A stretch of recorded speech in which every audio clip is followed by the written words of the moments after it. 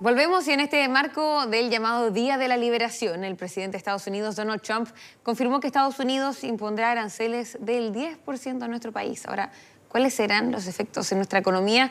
Estamos con Osvaldo Rosales, quien es economista de la Universidad de Chile, para hablar de este tema. ¿Cómo está? Buenos días. Buenos días. Buenos días, Sabrina. Buenos días, Gonzalo. En realidad, mal día, Mal para ser día. preciso. Eso mismo le quería preguntar, porque Donald Trump lo llama el Día de la Liberación. ¿Cómo usted llamaría lo que sucedió ayer? ¿Qué día sería? Yo diría el día del fin de la globalización neoliberal, el fin del multilateralismo del libre comercio y el inicio de un peligroso sendero hacia la autarquía en la principal potencia económica mundial y el proteccionismo. Sí, ¿sabes qué, Osvaldo? Llama la atención que el que le está poniendo la lápida al sistema globalizado, neoliberal, de esta economía que se fue construyendo posterior a la depresión del 29 y sobre todo se afianzó y robusteció posguerra, sea el que sepulta este concepto que la misma economía liberal por excelencia como Estados Unidos había construido en gran medida. ¿Cómo se explica esa contradicción? Y no solamente por la figura del presidente Trump y sus características singulares, sino que también de un pueblo gigante que lo escogió. Sin duda, eso es, en mi opinión, lo más interesante, Gonzalo. Efectivamente, como usted bien menciona, se está poniendo fin a una arquitectura internacional que se gestó a partir de la posguerra, con Estados Unidos como el nítido vencedor de ese conflicto y la primera potencia mundial indiscutible en todos los ámbitos, la superpotencia industrial, financiera, militar, tecnológica. Ese ciclo empezó a verse agotado, averiado, cuando China ingresa a la Organización Mundial de Comercio en el año 2001, y ya en menos de 10 años se transformó en el principal actor comercial mundial, principal exportador, China, principal potencia manufacturera, un país que tiene la primacía comercial con más de 115 países, y hay un deterioro entonces de la presencia económica comercial de Estados Unidos en el mundo. El gran sueño de Trump, que se transforma en una pesadilla para el resto del mundo, es intentar retroceder el reloj de la historia. Lo que Trump buscaría es que Estados Unidos vuelva a ser la superpotencia industrial de la década del 60, donde el eje clave de esa economía global era el sector automotriz y petroquímico, y en torno a esos sectores Estados Unidos era el líder indiscutido. No es casual que haya estado allí un dirigente sindical de Detroit, Michigan, porque en esa década Detroit era la catedral de la industria automotriz del mundo. Claro, hablamos Eso de la obviamente, persona que invitó al estrado a manifestar, un trabajador del rubro automotor que manifiesta en todo caso una realidad. O sea, en los estados que han estado ligados justamente a esta gran industria que ha sido golpeada de manera muy potente, también es una realidad por las importaciones de vehículos asiáticos sobre todo, votaron masivamente por Trump. Y hace tiempo, desde el primer gobierno, que estaban pidiendo una protección de la industria nacional. sin duda. Ahora, el punto es que en merced a la política de liberalización comercial, de acentuar esa globalización comercial, financiera y hasta tecnológica, asimismo fue como en particular en los países asiáticos, Japón primero, Corea del Sur después, los NICs, Singapur, Taiwán, luego Indonesia, Malasia, etcétera, fueron ganando competitividad en la industria automotriz, fueron desplazando los vehículos norteamericanos, porque en Estados Unidos no se compran tanto autos norteamericanos como hace 40 años, porque son inferiores en calidad o son mucho más baratos a la misma calidad que los asiáticos que los europeos. Entonces, ¿cómo va a romper aquello Trump? el inglés, atraer inversión extranjera, que la inversión norteamericana que está en el resto del mundo vuelva a Estados Unidos y coloque entonces sus fichas allí, pero en el mundo global que Estados Unidos lideró y que promovió y que presionó incluso para que se fuera en esa dirección, hoy día hay cadenas de valor y por tanto, incluso los automóviles que se produzcan en Estados Unidos tienen partes, piezas, componentes que vienen de Alemania, que vienen de Francia, de Italia, de Japón, de Singapur, de Corea, etcétera. Y todos ellos van a estar afectados por aranceles. Por lo tanto, el primer efecto va a ser que el precio de los automóviles en Estados Unidos va a subir en torno al 20-25%, y así también con otro tipo de productos, y por ende la inflación va a ser el primer efecto que los ciudadanos norteamericanos van a apreciar de este conjunto de políticas. Sí. Ahora, le quería preguntar, usted como ex jefe de negociador, ¿no?, del Tratado de Libre Comercio con nuestro país, ¿en qué situación queda eso con este arancel del 10% para entender un poco? O sea, ¿finalmente se está violando el Tratado de Libre Comercio con este arancel que anuncia Donald Trump? Por cierto, Trump está violando el acuerdo comercial que fue firmado entre ambos países y rubricado por votaciones en ambos congresos. Está pasando por encima de un tratado internacional. ¿Y ahí qué se puede hacer? ¿Hay claro, algo que se puede hacer?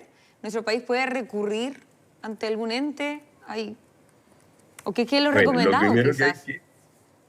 Lo primero que hay que señalar es que los acuerdos internacionales y un tratado de libre comercio es eso, se firman entre países que respetan sus acuerdos internacionales.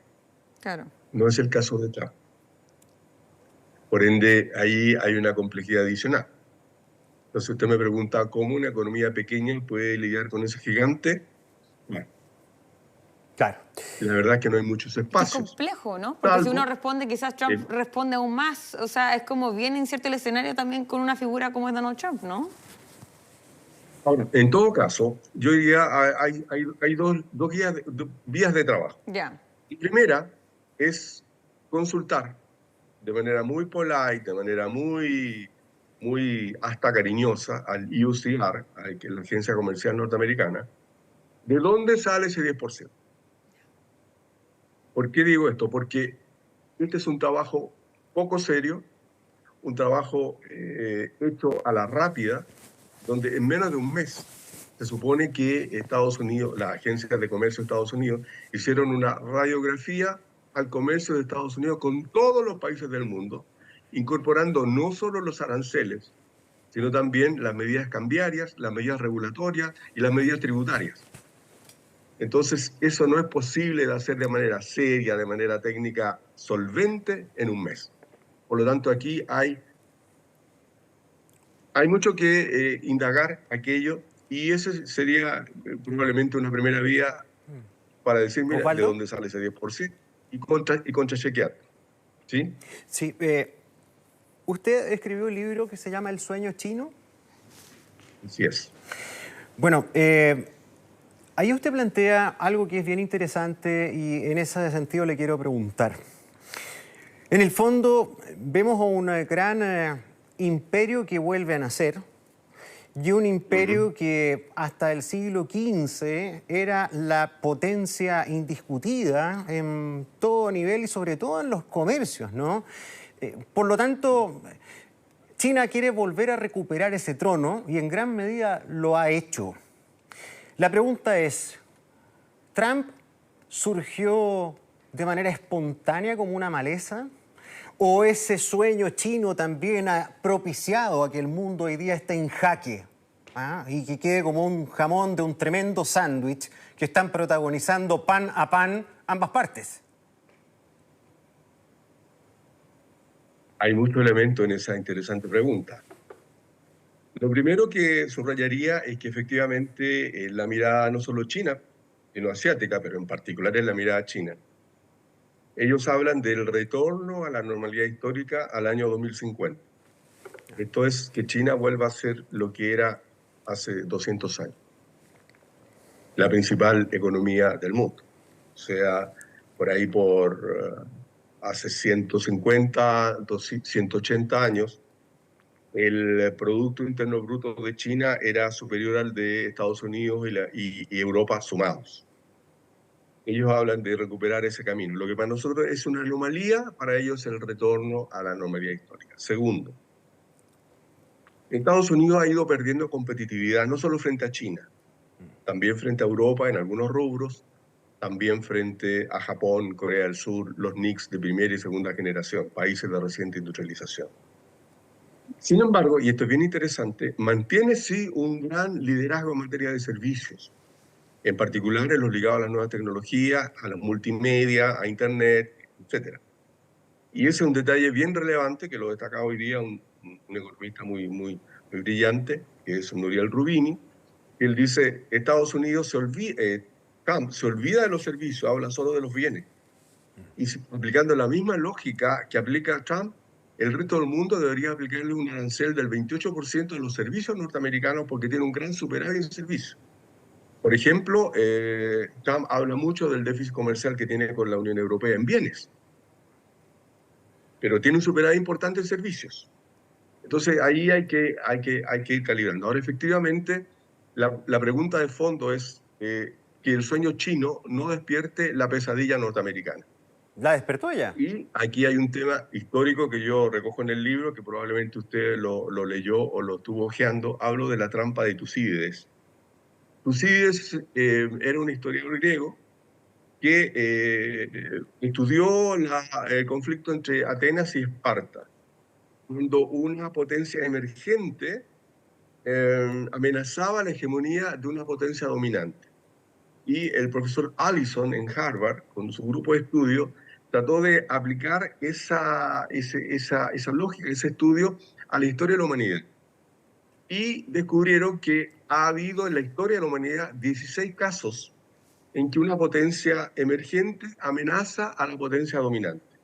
Y de esos 16, 12 han terminado en guerra. Uno que no terminó en guerra fue el conflicto entre la Unión Soviética y Estados Unidos, donde la Unión Soviética desapareció y se dispersó en 15 naciones. Pero la Primera y la Segunda Guerra Mundial son ejemplos de aquello. Entonces aquí el tema básico, más allá del tema comercial, que es relevante, en mi opinión tiene dos patas gigantes. La primera es preservar el sistema democrático, que yo lo veo amenazado en Estados Unidos, y la segunda es evitar cualquier conflicto entre las dos superpotencias.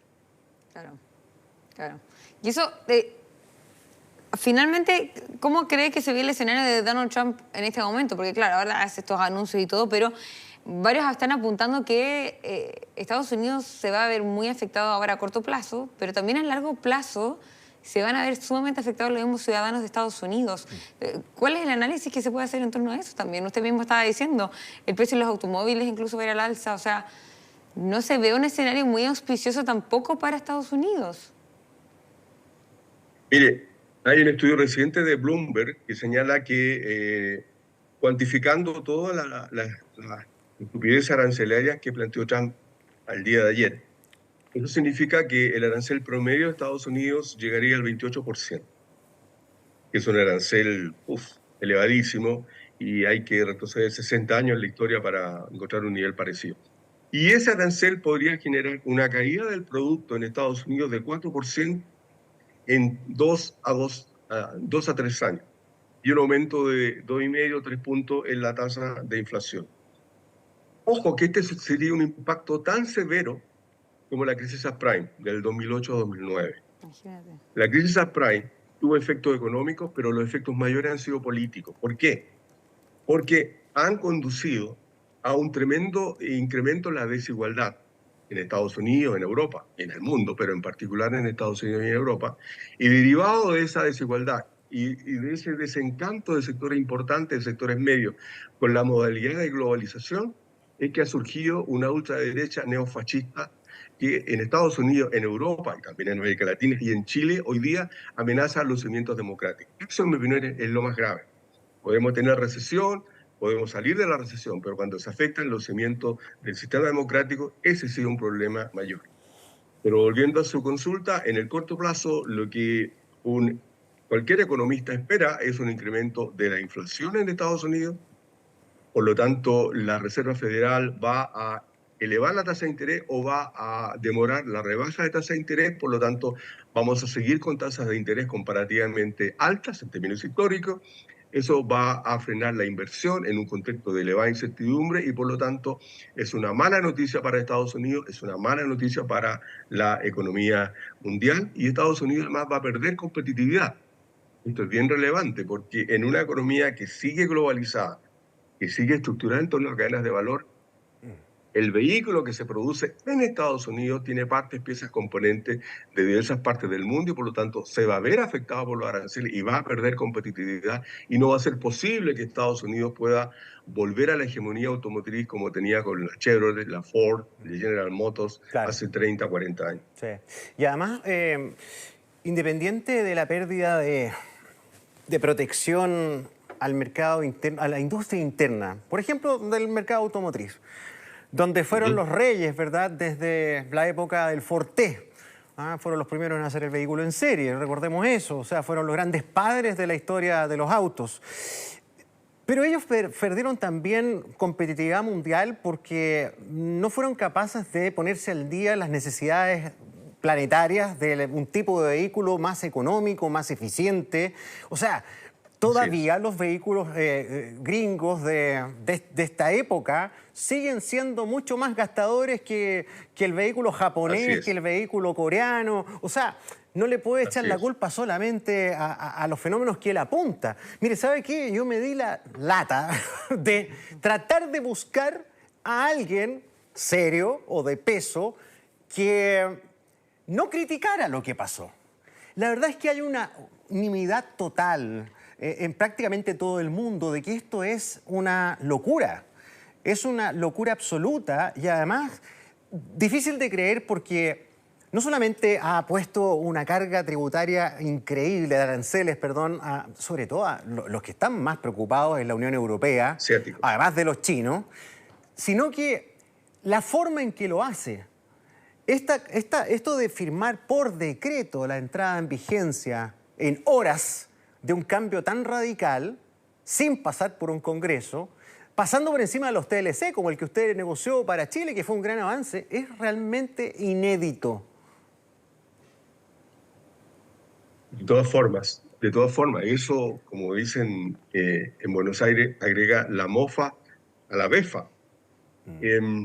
Efectivamente, hay que recordar que el Congreso norteamericano es el que tiene las atribuciones comerciales. Según la legislación norteamericana, la política comercial responde al Congreso. Y por eso cuando Estados Unidos negociaba un acuerdo de libre comercio, necesitaba el fast track, que era la autorización que le daba el Congreso para negociar con X país de acuerdo a un conjunto de objetivos que los definía el Congreso.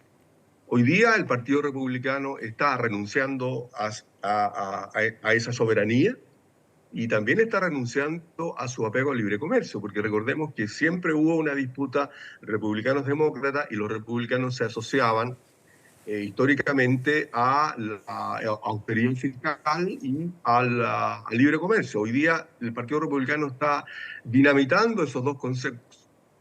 Está mandando al techo, ¿no es cierto?, al tacho de la basura su compromiso con el libre comercio. Quizás más importante que eso, Estados Unidos también está abjurando de sus aliados tradicionales. Está agrediendo a la Unión Europea, está agrediendo a Canadá, está agrediendo a Japón, a Corea del Sur. Y está logrando por esa vía efectos bastante inesperados, porque hace 2 días hubo una importantísima reunión de los encargados comerciales de China, Japón y Corea del Sur, que discutieron cómo responder de manera coordinada las eventuales amenazas arancelarias de Trump. Y además se comprometieron a avanzar de manera muy rápida en un acuerdo de libre comercio que está pendiente, que está en negociación hace 4 o 5 años, entre tres economías. Entonces pensemos en un acuerdo de libre comercio, China, Japón, Corea del Sur, que se suma al acuerdo RCEP, el Regional Comprehensive Economic Partnership, que incluye estas 3 economías, más 10 de tamaño medio en Asia, más Australia y Nueva Zelanda. O sea, en el fondo, puede Estados Unidos estar estimulando una mayor integración asiática, porque cuando uno revisa el listado de países afectados, los más afectados están en Asia. Porque estamos hablando de un 49% de aranceles que afectaría a Camboya, un 46% a Vietnam, un 36% a Tailandia, un 32% a Indonesia, a Taiwán, etc. Y lo último en este mismo plano, también muy interesante, en el acuerdo Unión Europea-Mercosur, el país más reticente en Europa ha sido Francia, históricamente por su sesgo agrícola. Bueno, el día de ayer, un ministro francés dice que es el momento de reactivar el acuerdo Unión Europea-Mercosur. En este mare magnum de conflictos comerciales hay que buscar mercados estables, mercados seguros, y hay una oportunidad entonces para que ese acuerdo logre concretarse, y esa sería una muy buena noticia para la región América Latina, que debería buscar en este contexto Y para Chile, un sobre todo. acercamiento cada vez más sustantivo con la Unión Europea. Claro, Sí. porque, perdón, de los sectores que están más preocupados es nuestro agro, son los Sí. exportadores agrícolas, porque, bueno, algo se ha dicho que yo no sé si hay que fiarse mucho, Osvaldo, con respecto a que el cobre y la madera no la van a tocar. ¿Se puede confiar, a ver, no sé, en que esto será así? Usted se ríe al tiro. Es que también es un escenario complejo porque ¿Sí? al inicio Donald Trump había puesto medidas a Canadá y a México, lo sacó, después lo puso de nuevo, entonces también es un escenario bien incierto de él en que van modificando constantemente los anuncios. Tal Entonces, Así es, así es. Mire, yo diría lo siguiente, así a nivel de titulares. Primero, no hay que confiar. ya. Segundo, hay que tratar de no presionar, pero indagar en el USTR, United States Trade Representative, cómo llegan a ese 10%. ¿Qué están incluyendo en aquello? Y aportar información para que corrijan la información. Sabemos que Trump, más que nada, es un gran negociador, es un jugador de casino, por lo tanto, siempre habrá espacio para algún tipo de negociación. Y bueno, en lo que hace al TLC, a ver, hay dos cosas que uno podría decir, muchas, pero quiero subrayar dos. Uno, si el punto de partida para todo el mundo fue 10% y a partir de ahí sube a 30, 40, dependiendo de las variables que esté considerando Trump. Entonces resulta que nuestro TLC ya no está en 0, está en 10, pero está todo el mundo en 10 o más. Por ende, eso significa que el TLC con Estados Unidos sigue siendo atractivo para las exportaciones chilenas. Ya. La única dificultad, el único desafío sería productos norteamericanos que con ese 10% que van a pagar, que podrían pagar nuestros productos agrícolas, sean igualmente competitivos que los chilenos. Ahora, más aún, uno diría, si el margen es aplicar el 10%, ese 10% también puede haber fórmulas, dependiendo de cada caso, para que ese 10% se distribuya entre algún margen que aporta el distribuidor en Estados Unidos, el importador, algún margen de reducción de la utilidad del exportador chileno y algún margen que va a sobreprecio en el consumidor norteamericano. Por ende, en términos prácticos, ese arancel de 10% puede significar un encarecimiento de 5 o 7%, que en el mediano plazo puede ser compensado, diría yo, con reducción de costos en nuestra producción o con aumento de productividad. De manera que, sumando y restando, dado que el mundo está afectado con el 10% o más, estar afectado con 10% no es una mala noticia dentro de lo pésimo que es todo este contexto. Ya, es que eso mismo le quería preguntar, como lo concreto, ¿cómo la gente en nuestro país va a notar esta alza arancelaria y cuándo eventualmente también ya se podrían ver los primeros efectos? ¿Es un corto, mediano plazo? Yo creo que hay que esperar. Ya, Hay que esperar qué cosa. Hay que esperar primero la reacción de las bolsas hoy día. ya. Ayer, un dato bien interesante, Trump hizo el anuncio a las 4 de la tarde, hora de Washington, las 5 de la tarde, hora de Santiago de Chile. ¿Por qué a las 4? Porque Después las del bolsas cierre. estaban Quiero cerradas decir, claro. Claro. por el cierre de las bolsas. Sin embargo, se le escapó un detalle, que el mercado de futuros de Chicago seguía funcionando. Y eso quedó reflejado en que hubo caídas de 3-4% en los principales indicadores. Lo más probable es que esos valores hoy día se repliquen o incluso puedan aumentar. Este es un dato muy relevante porque esa es mucha plata, es mucha riqueza. Y hay que entender que en la familia norteamericana promedio, tiene un elevado porcentaje de sus recursos colocados en las bolsas. Entre otras cosas, los fondos de pensiones cotizan en las bolsas y por lo tanto, cuando hay caída en las bolsas, los fondos de pensiones se ven afectados. Entonces, cuando eso le afecta al ciudadano norteamericano por la vía de mayor inflación y por la vía de sus pensiones, seguramente otro gallo va a cantar. Por lo tanto, diría, primero hay que esperar, wait and see. Como decía ayer un español, hay que templar las gaitas, acumular información y a partir de ahí definir con mucha calma las medidas a tomar una vez que otros actores reaccionen, porque además hay que esperar, y eso va a pasar hoy día o mañana, otros actores importantes como China y la Unión Europea respondan. Claro. Entonces, cuando China y la Unión Europea respondan, retaliando productos agrícolas norteamericanos, vamos a ver cuál va a ser la reacción del gobierno de Trump o de los propios exportadores norteamericanos, que podrán decirle al amigo Trump, oiga, me está perjudicando porque yo estoy dejando de vender en Europa, estoy dejando de vender en China, y a lo mejor eso va a ser un costo muy severo. Sí. Osvaldo, hay dos cosas que me imagino los economistas nacionales como usted y los que toman las decisiones deben estar analizando, porque yo creo que hay que esperar muchas cosas todavía que no decantan, pero con los elementos que sí conocemos, va a haber efectos que es lo que más nos importa para todos nosotros, que se van a producir sí o sí, si no usted me corrige. Lo que ha ocurrido sí o sí va a generar un alza inflacionaria. En el mediano plazo, sí o sí, o sea, sí o sí, para un mundo que ya estaba con inflación alta. En Estados Unidos estaban con precios por las nubes, en Chile estábamos con precios por las nubes.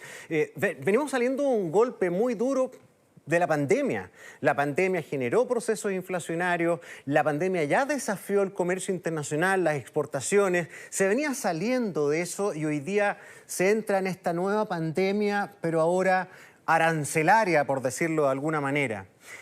Viendo desde Chile, nuestro principal destino de exportaciones es Asia, con más o menos un 60%. Pero el segundo es la Unión Europea, ¿verdad? Y Estados Unidos. Entonces, ¿cómo esto va a incidir en nuestro flujo comercial? Porque el canciller Van Claveren dijo, ojo, esto es una pésima noticia, esto no es bueno, en fin, pero ojo que se puede abrir puertas positivas también para nosotros, transformando oportunidades. Diversificar un poco la exportación, me imagino. Eso es uno, y por eso es importante que el presidente esté en India. Pero, por ejemplo, nuestras exportaciones vitivinícolas. ¿Qué pasa con las que van a la Unión Europea en circunstancias que la Unión Europea, que tiene como principal destino de exportación Estados Unidos, por decirlo de una manera bien coloquial, va a quedar acachada con vino? Claro.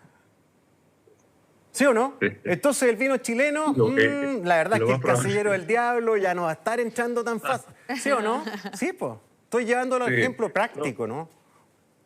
Hay un muy buen ejemplo, un ejemplo delicioso.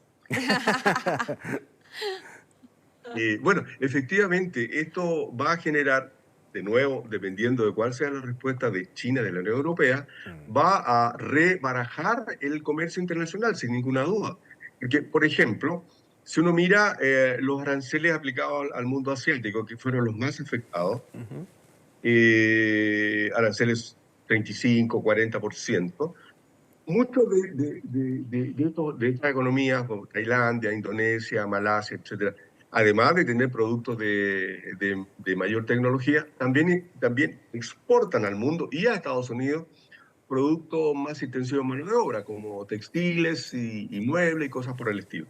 Bueno, eso abre la posibilidad que los países de América Latina, que solo, entre comillas, solo enfrentan un arancel de 10%, tengan la posibilidad de ingresar en ese nicho del mercado norteamericano, porque la producción norteamericana no tiene la suficiente elasticidad como para reaccionar de inmediato y copar todo ese mercado que antes era utilizado por las importaciones. Eso es imposible.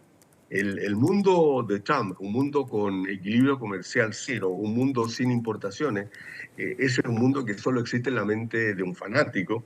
Esto es una agresión contra la teoría económica, es una agresión contra Adam Smith, es una agresión contra David Ricardo, es una lucha contra las ventajas comparativas y en el fondo es una lucha contra la teoría de la gravedad. Es decir, no tiene lógica.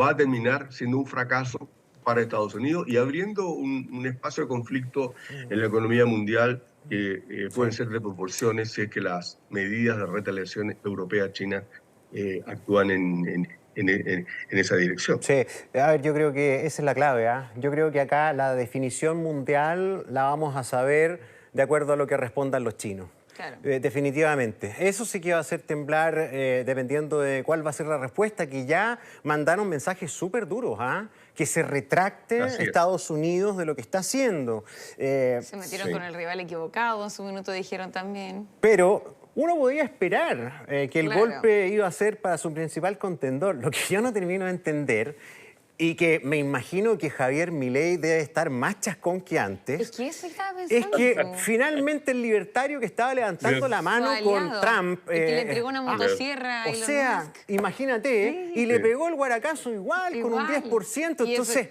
Y Argentina que ya está en un hoyo, por así decirlo. Es bien loco todo lo que está pasando con Trump, porque le pegó también a sus socios comerciales, a sus destinos de las exportaciones gringas, pero también a los que supuestamente en materia ideológica estaban en su camino. ¿Cómo se explica esto? O sea, realmente increíble. Eso es bien interesante. Efectivamente, Trump le desenchufó la motosierra eléctrica a Milei. Y lo que hace, y eso es probablemente lo más sustantivo, es poner fin al orden económico y geopolítico de posguerra. Porque Trump rompe su alianza con la Unión Europea, rompe su alianza con Japón, rompe su alianza con Corea del Sur y también agrede a su vecino predilecto, que es Canadá, y también Australia y Nueva Zelanda. Es decir, toda la alianza geopolítica que Estados Unidos venía construyendo para hacer frente a la supremacía eventual de China estalla por los aires. Y por lo tanto obliga en particular a que la Unión Europea redefina su vínculo con Estados Unidos. Y en esa redefinición es la propia Unión Europea la que tiene que redefinirse a sí misma. ¿Por qué? Porque va a tener que buscar una autonomía en materia de seguridad, en materia militar, en materia de defensa. Eso significa que va a tener que incrementar su gasto en defensa en varios puntos del producto, en un momento en que la Unión Europea está creciendo en torno a 1 o 1,5%. Eso significa que va a tener que reasignar gastos o establecer nuevos impuestos para poder financiarlo, o endeudarse. Todas estas opciones son políticamente muy complejas, pero son inevitables. La Unión Europea tiene que invertir mucho más en seguridad para autonomizarse de Estados Unidos. Y la única fórmula, creo yo, que eso pueda tener sentido es volviendo a la Unión Europea del estado de bienestar, de manera de volver a reconstruir ese sentimiento de cohesión social que se ha venido deteriorando producto de las políticas de ajuste a que se vio enfrentada la Unión Europea después de la crisis subprime por el efecto boletazo que la subprime tuvo sobre Europa. Sí. Entonces, aquí hay un escenario que más que económico es geopolítico de la mayor relevancia. Absolutamente. Y en ese momento, la Unión Europea, ya vemos, va a tener que redefinir su relación, por ejemplo, con América Latina, que no es como un actor fundamental, pero vamos a tener más espacio, y también con China, sin ninguna duda. Va a tener que redefinir la relación con China. O sea, acá se pueden generar un nuevo rediseño del mapa mundial en términos de las hegemonías, tal como se han mantenido, ¿no? Post-Segunda Guerra Mundial. ¿Qué pasa con los rusos? Como que acá hoy día Vladimir Putin se metió en un submarino y anda por ahí a unos 200 metros, pero poco se ha hablado de los rusos y cómo están observando toda esta pelea mundial. ¿Qué pasa con ellos? Que también tienen ahí otro frente de disputa potente con Estados Unidos, están disputando el Ártico de manera bien evidente. ¿Qué pasa con ese actor? Bueno, ese es un tema mayor dentro de la misma complejidad. Hay que ver, cuando uno examina la lista de países afectados por estos aranceles, Rusia está en el mínimo, Rusia está en el 10%. Claro. En cambio, esto es bien interesante, los países más pobres del mundo son los que tienen los aranceles más altos. Tenemos a Lesoto. Lesoto es un mínimo país mediterráneo en el sur de África, ahí sin salida al mar, tiene un arancel del 50%, Camboya 49%, Vietnam 46%, Sri Lanka 44%, etc. Hay un efecto distributivo más perverso de la peor especie. Y claro, estas locuras arancelarias en realidad son un detalle al lado de las otras locuras donde Estados Unidos dice que va a tomar posesión de Groenlandia de una u otra forma, así lo ha señalado. Lo mismo con el Canal de Panamá, pretende que Canadá sea el estado número 51. Entonces, con todo esto, ciertamente, y para mí este es el tema de fondo, es el Estado de Derecho, es la democracia en el mundo lo que se está viendo afectada. Ahora, en el cortísimo plazo, la buena noticia es que todo esto está desalentando a los populismos de ultraderecha o a los grupos neofascistas. Escuchaba ayer la televisión española, veía la televisión española y resulta que Vox, la ultraderecha española, está muy afectada porque Abascal, el líder de Vox, es un gran amigo de Trump, fue junto con Milei a los actos de cierre de campaña, anda con la gorrita de Make America Great Again y todo aquello. Y hoy día, bueno, España le dice, bueno, ¿qué opina frente a esto? O sea, nos van a afectar los aranceles a la agroindustria española, a los vinos españoles, a las naranjas españolas, etcétera. Entonces, ¿cuál es la posición de estos señores con respecto a Trump y a sus políticas? Y lo mismo debe estar pasando en Argentina, debe estar pasando en Salvador, etcétera. Sí. Quiero agregar un dato. Wall Street, me sale acá que Wall Street ya abrió con fuertes pérdidas, todo esto en la primera jornada, así que hay que estar monitoreando esa situación también.